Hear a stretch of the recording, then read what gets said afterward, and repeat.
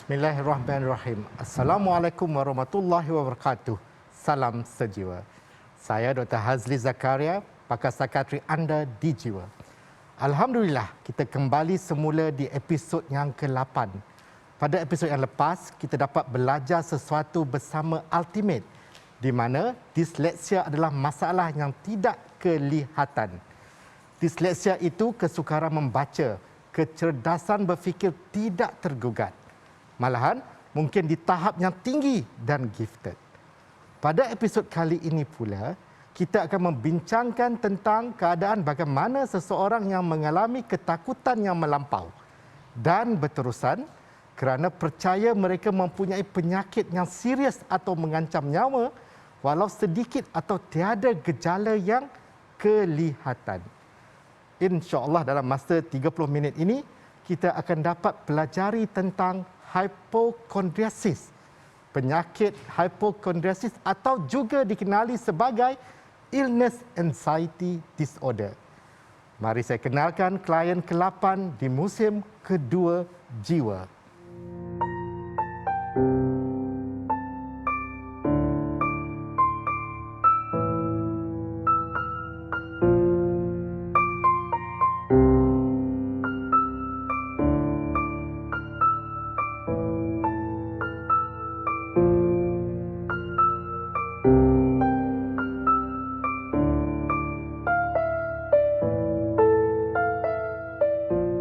Di studio kita ada Tuan Kamil Khaidir Roslan, berusia 33 tahun, bapa kepada 3 orang anak. Assalamualaikum Kamil. Assalamualaikum. Terima kasih datang ke Jiwa. Terima kasih banyak tau Kamil. Okey, boleh tak Kamil ceritakan sedikit bagaimana bermulanya untuk Kamil dapat diagnosis illness anxiety disorder ni? Okey, baik. So, kisah dia bermula 6 tahun lepas. Okay? 6 tahun lepas, saya dekat office time tu. Tiba-tiba, saya punya mata jadi kabur. Mata kabur, kepala pening sangat. Jadi, saya macam jadi panik. Bila jadi panik, saya punya jantung pun berdebar. So, kebetulan dekat bawah office saya tu ada kedai cermin mata. So, saya nak check mata saya lah, okey ke tak okey. So, cek mata tiba-tiba macam dia kata rabun tinggi macam tu lah. So, lepas tu saya jadi macam, ni tak best ni. Lepas tu saya cakap dengan... Sebab apa? Tak suka pakai cermin mata ke? Bukan sebab rabun satu hal. Lepas tu pening lagi kan. Jadi kan takut tak handsome tak pakai cermin mata. Dia macam, ni tak boleh ni. Lepas tu saya nak teruskan kerja pun dah tak boleh. Sebab saya dah macam dah pening. Lepas tu dah berdebar-debar dah macam apa benda ni kan. Saya nak tanya, pernah tak mata Kamil kabur sebelum tu? Tak pernah. Tak pernah, pertama kali lah.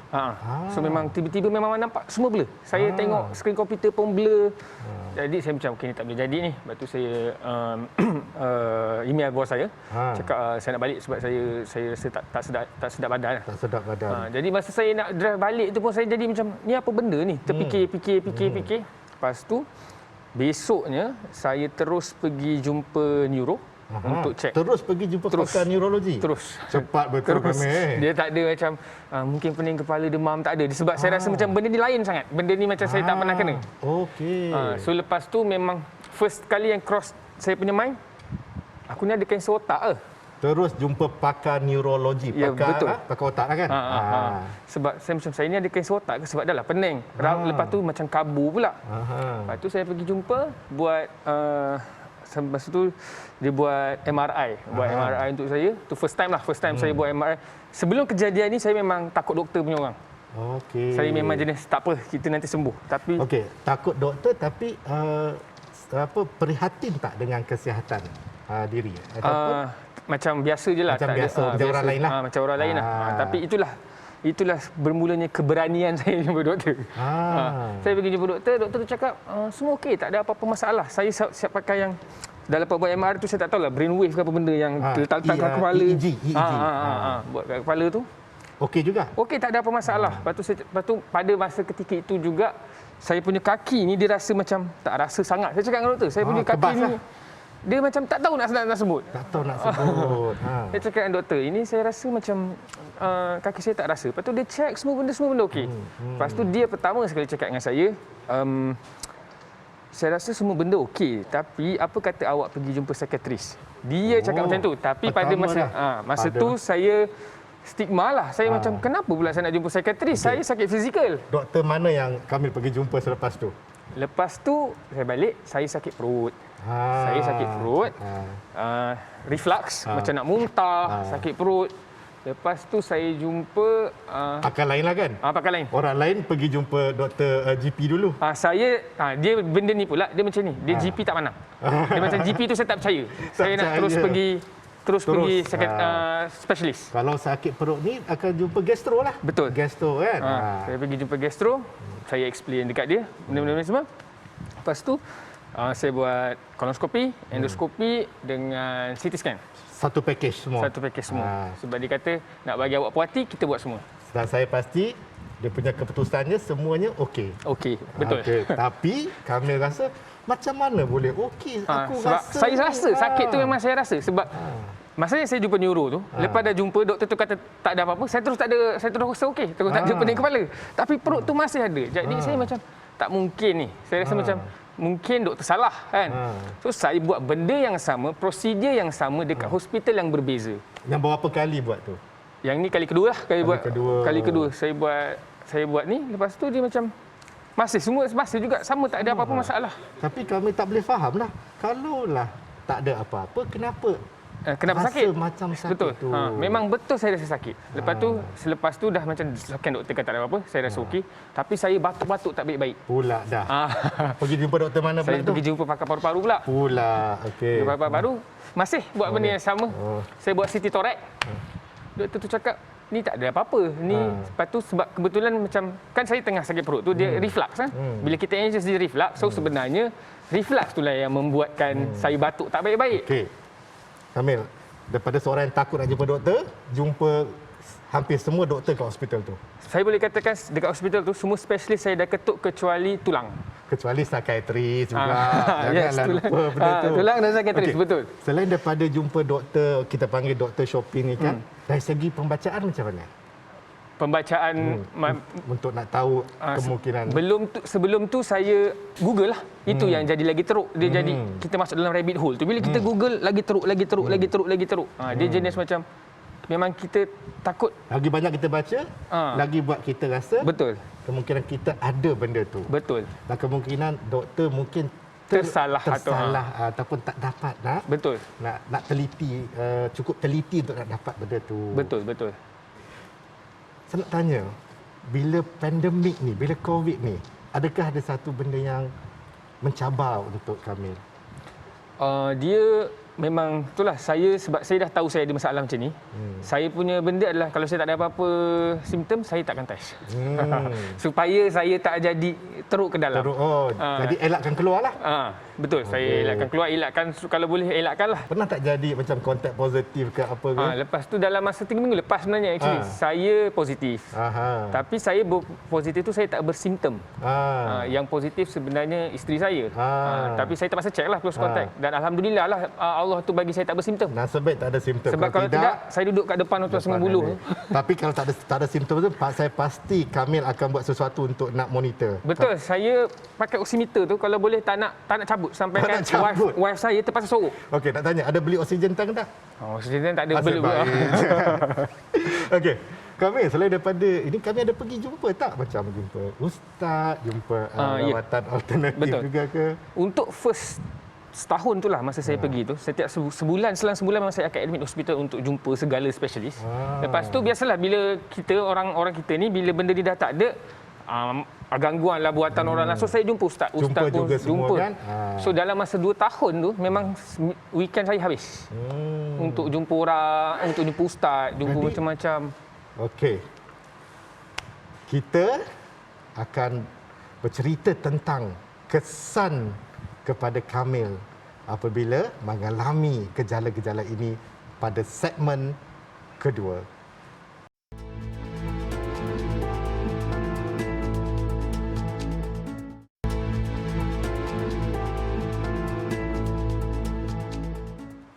Alhamdulillah, kita kembali dalam jiwa. Bagi segmen kedua, saya menjelaskan lebih lanjut berkenaan illness anxiety disorder. Illness anxiety disorder salah satu contoh penyakit anxiety, iaitu mereka ada ketakutan yang melampau yang mereka ini akan mendapat penyakit yang bahaya, mengancam nyawa dan kemungkinan besar akan menyebabkan mereka akan meninggal dunia. Dan mereka juga rasa risiko untuk mereka mendapat sakit itu tinggi walaupun tak ada sebab yang munasabah untuk menyebabkan mereka perlu berfikir begitu, dan mereka akan melakukan sesuatu untuk mengelak daripada mendapat gejala yang membuatkan mereka terfikir yang mereka akan dapat penyakit yang bahaya itu dan menyebabkan kehidupan seharian mereka terganggu. Walaupun dah buat ujian, dah dapat penerangan dan dapat juga assurance daripada doktor, ahli keluarga, mereka tidak percaya kerana mereka masih rasa kemungkinan itu ada. Itulah penyakit illness anxiety disorder ini. Ya. Okey, Kamil. Kamil sendiri kan, ada tak apa-apa perkara yang Kamil elakkan kerana Kamil takut itu akan jadi satu punca pencetus ataupun trigger untuk Kamil alami simptom yang mencabar ni? Dia first sekali jangan Google lah. Google tu memang akan confirm. Lepas tu kadang-kadang kita tengok Facebook ke Instagram ada orang meninggal. Lepas tu bila kita meninggal tu sebab kita ni jenis overthinking tau. Kita nak cari pula kenapa orang tu meninggal. Lagi-lagi macam orang yang muda-muda macam tu. Mulalah rasa macam-macam. Punca dan juga gejala orang tu betul. takut sama. Tak, lagi satu masalah dia. Kita baca gejala tu, automatik kita boleh ada gejala tu. Jadi macam berjangkit terus. Dia macam kalau kita baca orang ni sakit macam ni, tiba-tiba kita boleh jadi ada rasa sakit lagi macam tu. power daripada yang COVID. Kan? Tu yang dia memang lepas tu memang susah. Tu kalau saya memang saya akan cuba elakkan lah untuk tapi kadang-kadang biasalah terbabas juga. Kesan dia kan, okey, satu benda yang saya nampak jelas adalah kesan kepada duit lah. Betul. Oh, kaya betul, banyak yang dia habiskan tu. Betul. Kan? Apa lagi kesan yang berlaku yang disebabkan oleh apa yang kami alami ni? Masa pun satu. Sebab memang macam saya setiap minggu bila masuk hospital tu at least 3-4 hari. Lepas tu setiap minggu weekend pula saya akan jumpa pergi buat rawatan alternatif lagi. So memang itu salah satu kesan dia lah. Lepas tu yang paling kesan teruk bagi saya kepada keluarga saya lah. Sebab saya pernah sampai satu tahap jatuh ke tahap depresif. Maksudnya saya tak nak keluar rumah sampai 3 bulan macam tu. So itu salah satu kesan lah. Jadi bila jadi macam tu dia akan efek kepada isteri saya, kepada anak-anak saya. Jadi kesian. Okey. Saya nak tanya, Kamil kata tadi kan Kamil dah diberitahu untuk berjumpa psikiatri pada doktor neurologis tu. Tapi apa yang buatkan Kamil sendiri pergi berjumpa tu? Pada psikiatri juga ada setelah apa-apa ke? Setahun ke 2 tahun saya round round hospital, round ustaz semua masih macam ni. Mungkin Allah tu nak tunjuk lah. Saya tengok Facebook, saya terjumpa satu psikiatris ni bercakap pasal perkara ni. So saya dah macam okey, semua doktor aku dah jumpa, ini je yang belum.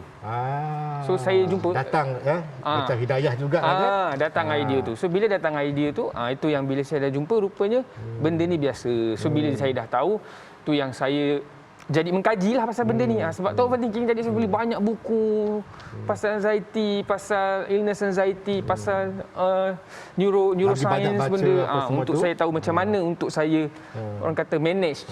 Apa lagi bentuk rawatan yang selain daripada makan ubat, apa lagi bentuk rawatan yang kami sendiri pernah cuba ke ataupun saya banyak baca buku tu, saya ikutlah macam mindfulness activity. So saya banyak buat macam dia punya yang apa yang dia suruh tu lah supaya kita aware dengan kita punya thoughts dan sebagainya. Ada tak apa-apa sesuatu yang Kamil kesannya kan kami terpaksa mengelak untuk nak tak nak alami rasa takut tu? Dulu masa tengah-tengah teruk tu memang saya kalau nak pergi holiday pun saya tak mau. Benda yang pertama sekali saya nak tengok mana hospital terdekat. Dekat yang tempat saya nak pergi holiday tu, mana hospital yang terdekat. Kalau saya nampak tu baru. Macam daripada segi kerjaya pula, macam saya ni jenis yang saya rasa overachiever, yang saya rasa I can do this, tak ada masalah. So bila saya nak pergi saya buat. Tapi bila dah macam sampai dah lama-lama tu saya rasa macam okay, maybe saya nak try something else. tahun lepas tu I resign dan I start buat bisnes sendirilah. So sebelum tu pun memang plan dah cantik semua macam ni begini, dia relapse. Kacau lah bila dia kacau tu sebab dia memang orang kata bila dah masuk dalam tu nak keluar balik tu susah. Kamil, sukar untuk kami nak ceritakan pengalaman Kamil ini kan, kalau mereka tidak pernah alami sendiri kan. Oh betul. Bagaimana penerimaan orang sekeliling Kamil? Kawan-kawan, ahli keluarga bila Kamil bercerita ataupun Kamil tidak bercerita dengan mereka? Pertama sekali Alhamdulillah lah sebab isteri saya memang jenis faham. Dia went through this journey with me all together. So Alhamdulillah sebab saya rasa kalau orang lain tu memang susah nak faham benda ni. Tapi untuk family memang susah. Memang mungkin dia cakap dia faham tapi saya tahu dia tak faham sebab kadang-kadang dia akan cakap macam semalam okey je. Kenapa hari ni jadi macam ni? So sebab dia invisible kan, dia tak nampak. So tapi sebenarnya kan Kamil, kalau orang tu kata dia faham, dia tak faham kan? Kerana sebenarnya tak ada siapa pun boleh faham kecuali kita yang alami. Betul, saya dulu sampai satu tahap saya jadi marah bila orang cakap dengan saya sabar. Ini semua saya jadi marah sebab saya rasa macam you are not in my shoes, you don't know. Tapi pada masa yang sama saya tak doakan orang yang saya tak suka sekalipun kena benda ni sebab benda ni terlalu mencabar. Yes, terlalu mengganggu hidup. Dan tanpa kita sedar kan, perasaan marah itu membuatkan kita dapat physical symptom. Betul. Dan mungkin akan jadi trigger untuk kita berfikir sesuatu yang kita cuba elakkan. Betul. Jiwa berhenti seketika.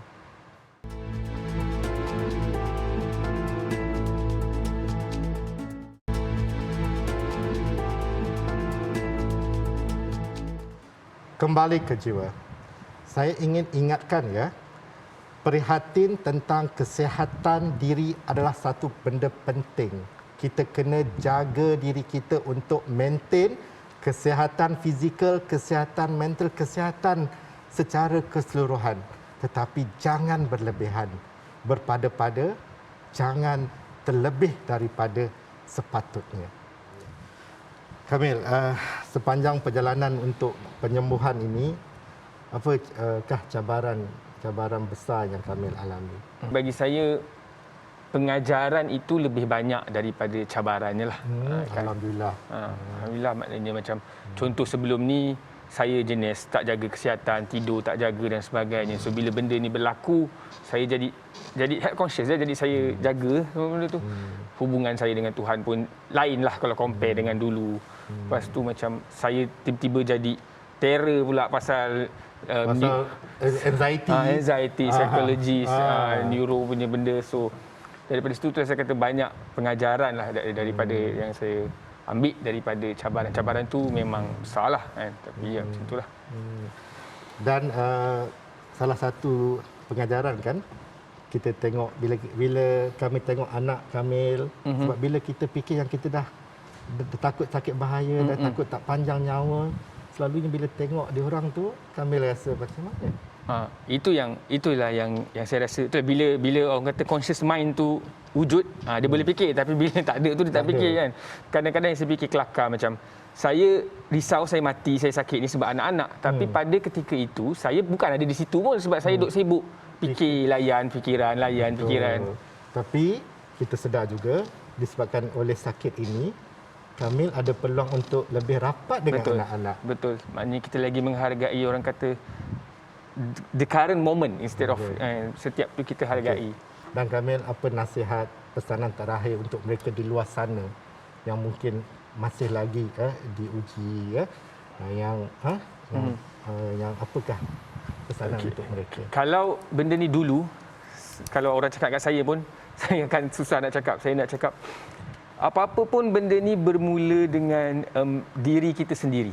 Maksudnya macam kalau kita layan, memang dia akan melelong jauh. Tapi first step of recovery tu mesti datang daripada you sendiri. Saya bagi contoh, kalau you sakit kencing manis, you makan ubat tapi you tak kawal makan you pun tak jadi. Maknanya diri you sendiri kena cuba untuk keluar daripada tu. Tapi itulah, masa saya kena dulu, kalau orang cakap macam ni pun saya macam marah lah. You tak faham, you tak lalu benda ni. Tapi bila lama-lama, bila saya rasa, no, it's me. I need to do something. At least paling-paling sekecil-kecil habit, which is bangun pagi tu mandi contoh kan, sebab bila ketika benda ni jadi you dah tak nak buat apa-apa sebab saya pada ketika dulu saya tak boleh nak plan untuk hari esok pun. Maksudnya saya macam saya tak tahu ada ke hari esok. So saya tak nak cerita pasal hari esok. Amat. Tak tahu nak cerita macam mana. Dia memang orang kata sakitlah. Jadi bagi memang saya first step tu adalah diri you, sebab you juga yang buat decide untuk you pergi jumpa psikiatris ke tidak, kan? Sebab bila you dah lalu benda ni, you tahu there's something that you need to do. Okey. Jadi penyembuhan itu ambil masa, kan, Kamil?